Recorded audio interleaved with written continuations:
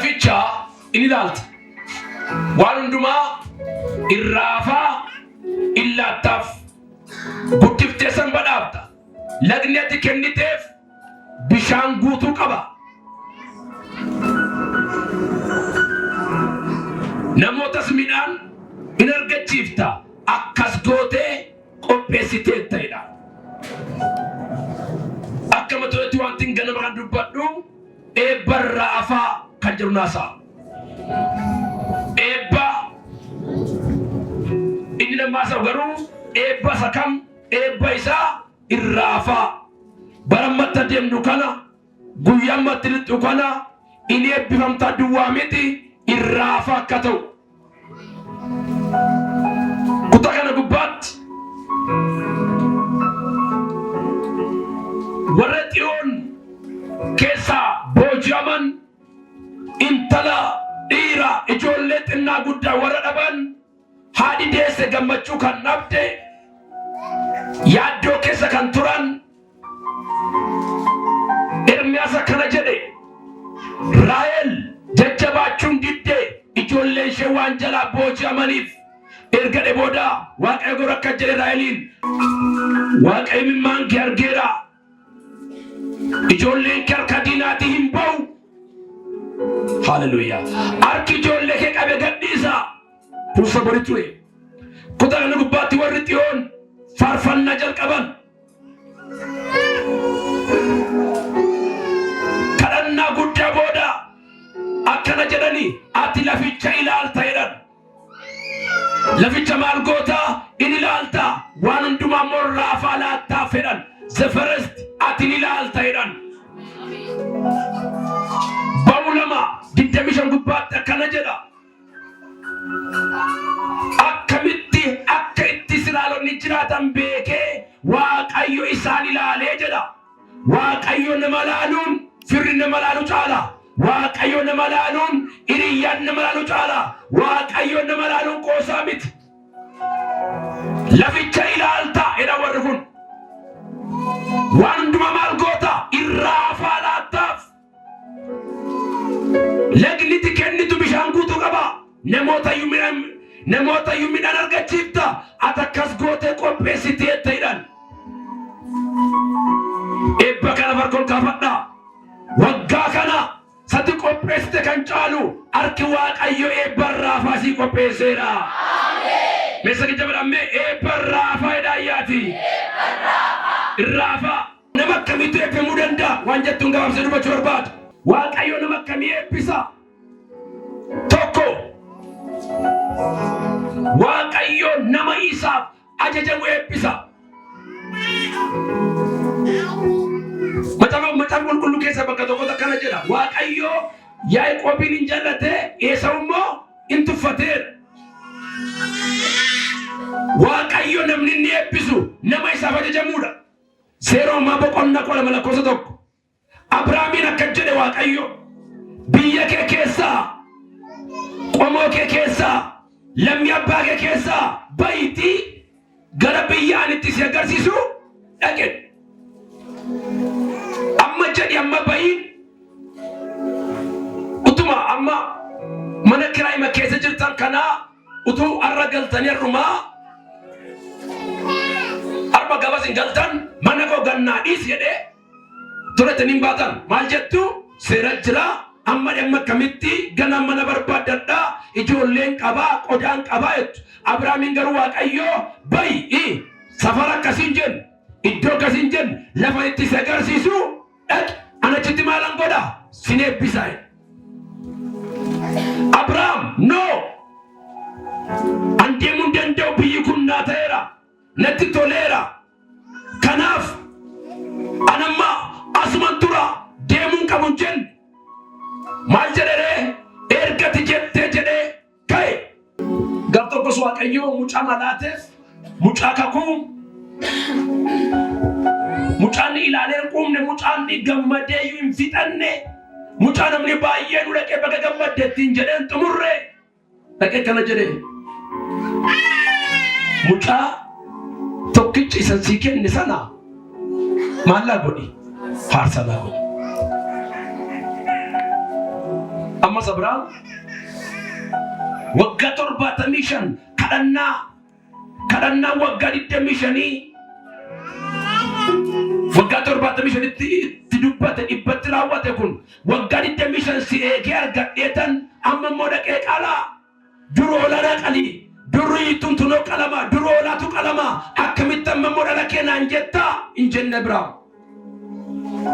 kan naa kenne si kan barbaades si'e amin jedha har'a lapheen kee waaqayyoof ajajamu waaqayyoof hin ajajamta yoo ta'e eebbatu jira.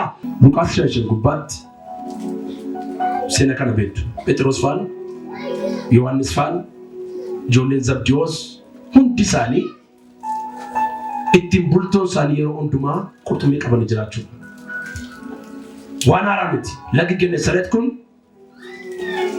laga qurxummii firmaa qabdudha. Garuu waaqayyoo lafuma qurxummii hin jirtu bishaanuma qurxummii qabdatu gaafa sanaa satta'ee qurxummii dhowwate. Halkan guutuu darbachaa turanii kiyyoo halkan guutuu kiyyoo isaanii darbachaa turanii alli gaafa bari'u sichi maal godhanii erga alli bari'ee qurxummii qabu waan hin danda'amneef gaafa san kiyyoo isaanii miiccatanii galuudhaaf ka'an qurxummii qabattu jabaadhaan jenne jalqaba irra taa'ee barsiisuu jalqabe. Ameen. No galaa irraa amma ariifataa jirra waan ta'eef markaba akka warra kaanii yaabiin jedhe Phexros inuma laateef. Erga takka irra taa'ee barsiisee dhalachumarraa amma jedheennan maal keessa akka isaan jiran waan beekuuf qurxummii qabuudhaaf kiyyoo keessa maal godhaa dabbadhaa jarri maal barbaadu mana ba'an qurxummii. Innaan Phexros akkana jedhe nullee eda halkaniyyuu kiyyoo keenya darbachaa bulle humaas hin qabanne amma garuu dubbii keef jennee kiyyicha maal goon hin darban maaliif jennee dubbii keef jennee saatiin qurxummiitti argamtu miti yeroo isaa miti jarri yeroo qurxummii qabamtu beeku. Inni garuu maal jedhee kiyyoo miiccitan kana amma immoo deebisaa xureessaa jiru fakkaata. Jarri miiccanneerraan kiyyoo hin jenne ergati jettee on darbanna jedhan. Mergi waa tokko irra sii buusa. Guyyaa har'aa kana jalqabee wanti xixiqqoo dhattee lafaa kaaftu waan baay'ee harkise siif dhufu. Dubbii keef jennee hin darbanna jennaan kiyyoo isaanii gaafa isaan darbatan qurxummii danuun wal guurtee kiyyoo isaaniitti nammite. Yeroo kana kan jedhan bakka hin gammanne jenne kiyyoo tarsa'u waan ga'eef namoota ollaa harkaa waamaniitu kottaa nu gargaaraa daboo jechuudha. Madama iddoo biraatti jigii kottaa nu gargaaraa jedhan eeffatan gargaaran waa tokko irra buusa. 2017 eebba mana keetti argamu kophaa kee ol hin galchitu daboo barbaada. Wala undumtu daboo deebachuudha. Beeru daboo hin deemne argama lafadhaati. Eebbinaa ta'u jedha ayyaati. Jigii barbaada jedha. Nama jaatin daboo na dhufta moo daboo si dhufa dhagaa fadhaa. Nannoo. Alkool qabatta. Isa dhabdee san argattee. Kisi kaattee hin galtu. Nama 20 wasaasaa sii baata. Ela warraaja. Warri gama nan barbaadu gaasala kan qabate Phexrosiidha. Waan namni baay'een barbaadabe barana kiyyoo kee takkasa sababu ajajeera. Beeru kan barana waaqaa kan eegartaa akka bal'ifadha. Nana mana lafa dhabdii ammarratta lafa dhabdii argatta kophaa kee miti namoonni baay'een nu dhufanii si gargaaru jabeessi ameeni. Nama sebenarnya kan kodan agama di jedatti madda. Phexros akan aja deh kota Malta. Nu gargara. Ishee dhaban. Amin. Saya Malta. Dhaban amma garmadan nama. Kota nu ወደዚህ አለ እኮ አሜን inni sila kantaw guyyaa ta'e guyyaa kantaw malletu guyyaadhaan ta'e saatii eddee waan dhabde sana kunoo saatii ta'uu qabattee waan darbe sana gaa'elafa ta'u jifatau alaafatau maalifatau misraachoo saatiin inni kan waaqayyo immoo ga'eera.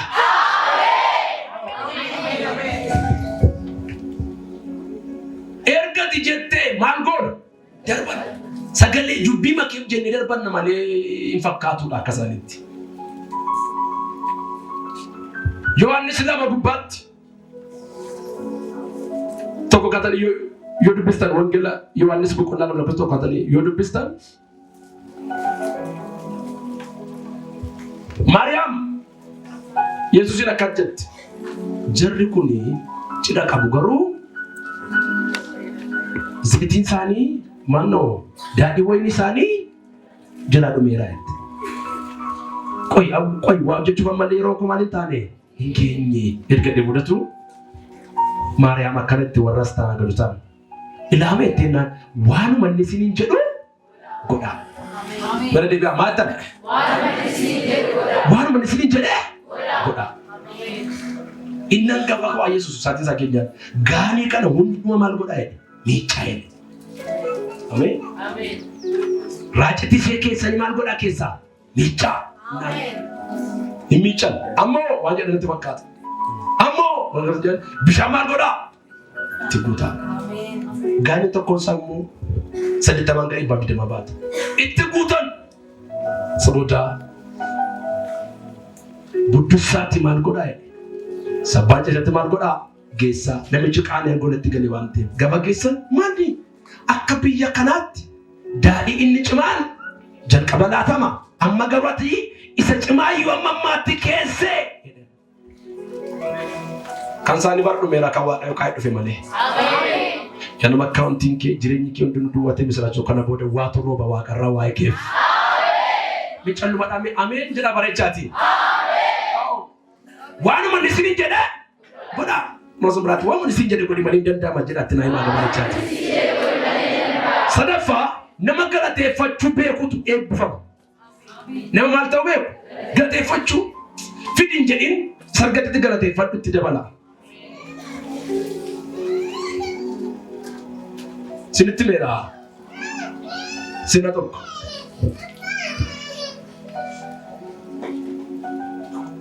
waaqayyoon kadhanneef asitti moofaa baachifne kadhannee fi waaqayyo gaafa waggaa dhalalaatiif mucaa gaafa argattu karaa waldaa kanaatti nuun baane waaqayyoon waan kennetti galata barbaada. Gaaf tokko mucaa dhukkubsatee jennaan lubbaa qoratee seenaa bilbilti. Mucaan waldaa keessatti argadhetu dhukkubsatee galateeffatee talakkiin galateeffate maannaan abbaan manaan koo amantii kana miti silayyoo mucaadhaaf hin dhufe malee atoora amma akka bireenaan ani waldaa iyyuu bada dhaqaan jiru haalli isaas nama mijatu itti. Isa booda waa kanatti ture amma tun dhufe chaartii lammaffaa. Waaqayyoon kennas fudhatas. Nufti gaaf tokko nageessu akka bannifadhaa ergattoota sun dubbadha. Jiraarki istira qabadha. Xinno irratti galateeffatta har'a jecha asitti garuu waan guddaa galateeffattu. Yeroo ameen kan kun sun kun naata atta. Warri irraa waan xinnootti galateeffachuu dhuftan maskaram aantii kana 2017 ji'a ja'a asitti garuu waan guddaa galateeffattu. Meram ni jaja asitti waan guddaan galateeffata jedhee mana jira gidduu jira jaja asitti raayyaati. Waan guddaan galateeffata jedha. Waaqayyo ariifachiisi nama magaalaa haasee kanaaf naa taasisi. Jedhee asitti. Maatan kan kiyaasa ijamee asitti galateeffatan maqaa Yesuus irraa jalqabee siif ariifatu. Meera walme anjeef kan hin jenne amantanii kan jettu harka janna qabadha. Jajaasit maal akka ta'e hin beeku waan guddaa baattee galateeffatta. Meerri hin taa'ettan woo mana kee balbalatti warri dunkaana gaddaa eegan dunkaana galataa argu. Waan guddaa.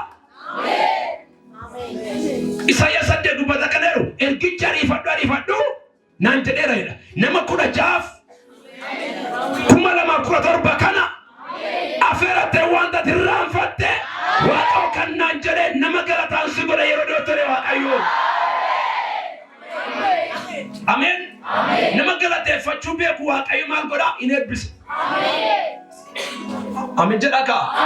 Ati ko buddeen nyaachatu Waaqayyo maallaa godheetta. Faarfachaa utaalaa akka joobraa namni kee nagaa sammuun kee nagaa maal jette Waaqayyo?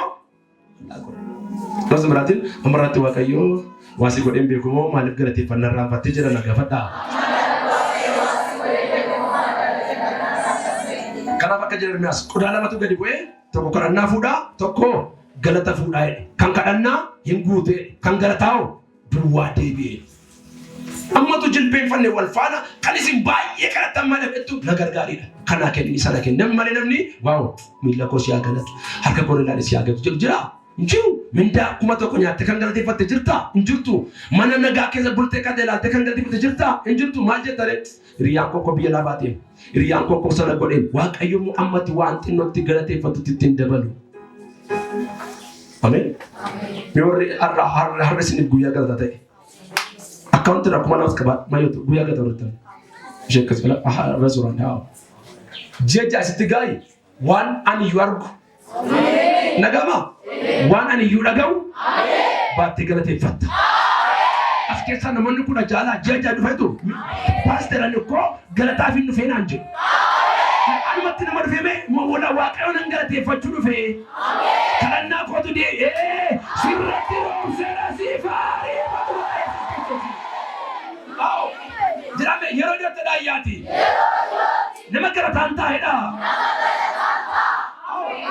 Yoo dargichaan keessatti tokko ana kudha shanummaa gidduu kan jiraattu argama lafadhaati. Ji'a jaasitee dhagaa. Waan naa xumuramaa'edha. Nan milkaa'edha. Nan galateeffata jedha ayyaati. Yoo ergaa keessatti waan sadii nama si bira caalchisi ameeni. Tokko lama ameeni. Barana eebbikee irraa hafaadha. Irraa hafa. Iyyame irraa hafaadha ayyaati. Overflow. Amen. Sun yoo dhufe yaaddoomtu. Keessummaa digdamii yoo dhufe wayyoo xaafii koon jettu. Amma bara seera namni manduu malee torban tokko marsaa nama bulchu. Buddeen meeqatu hojjeteedha see yoo sararaatee qabaate digdamaa itti. Namni digdamii yoo nyaate baandii kan yaalqala de.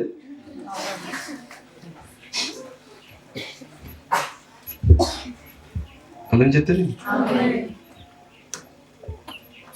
Ibi immoo koomni nama sassattuu dhaabatan qulqulluun. Nguuta? Nguutu. Amin jedhaa. Amen. Waggaa dhufaa yeroo keessumatti buddeen kan fidda malee qoloo gadi hin fiddu. Akka tokko dudde. Nan du'e waan jettee fakkaatti. Yoo ramantan. Akkan jedhe isa dhufaa mana keeme irraa hafaa ta'a. Oduu bukuun. Borsaan. Jechuun gadi akkas akka jedhame irraa hafaadha dhaayyaati.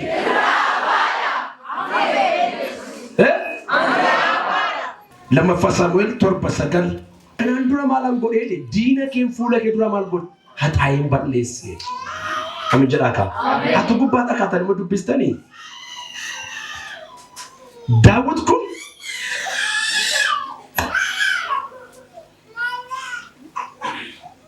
Waaqayyo nagaadhaan akka inni jiraatu godhe jedha. Maaliin? Nagaadhaan. Maal keessa? Mana mootummaa isaa keessa. Diina kee immoo Filistiimota gaafatu loltu warra kam loltu iyyuu haxaayin maalan godhe nan balleesse. Daawit immoo yeroo kana maal jedha beektu ishee waaw amsa laqayyee waaw matoo laqaa waaw hin jedhu olchaan koos ulfinni koos Waaqayyo. Jennaan eegdee Waaqayyo. Amma immoo gurguddootuma biyya lafaa keessaa akka nama tokkootti akkati beekamtu godhe. Harka ol kaas. Maqaa nama maqaa hunda keessanii yoo ta'u Natutti dabalsin daa jedha. Waggaa dhufaa jiru ol siqee barreeffama. Tarree warraa shentes duwwaan ta'u, tarree warraa achi duwwaan ta'u, 2017 kan paarlaamaa, kan waajjira sanaa, har'a ganama jijjiirrattee baat jabeessi ameenigaa. Akka nama isa tokkootti akkati beekamtuun Goda maaliif ennaan beektu sin Daawit yeroo hundumaa ulfinni koo Waaqayyoodha. Faarfannaa 23 gubbatti akkadhi Waaqayyo kun anaaf tiksee kooti. እግዚአብሔር እረኛዬ ነው። Waaqayyo maal godha? Tiksee kooti. Anuma hin dhabu. dukkana sodaachisaaf limitii keessa yoo na deeme iyyuu immoo hamaatu natti dhufa jedhee garaan koo maaliin ta'u nan shakku hin phereppheramu uleen kee dhaabati kee na jajjabeesse. Jira obboleessa abbaa godheera waan jiran nama qabaneera uleen kee dhaabati kee. Kanaaf dukkana sodaachisaaf limitii keessa yoo na deeme iyyuu hamaatu natti dhufa jedhee garaan koo maaliin ta'u hin shakku. Bara namni nama shakkee bara namni fira shakkee kana keessa ergaansi qaba dukkana hammaatu keessa waaqayyo siif dhaabatu. Shakku. Kana fakkaate waaqayyo amma immoo gurguddoota biyya lafaa keessaa akka isa tokkotti akkati beekamtuun godhe. Maal godhe beektu garraatti immoo mana kee kana nan ijaaraa jedhee ka'enna naataan itti argee Daawit gaaf tokko naataan raajichaan kun ani mana muka gaatiraatti ijaarame keessa jiraadha.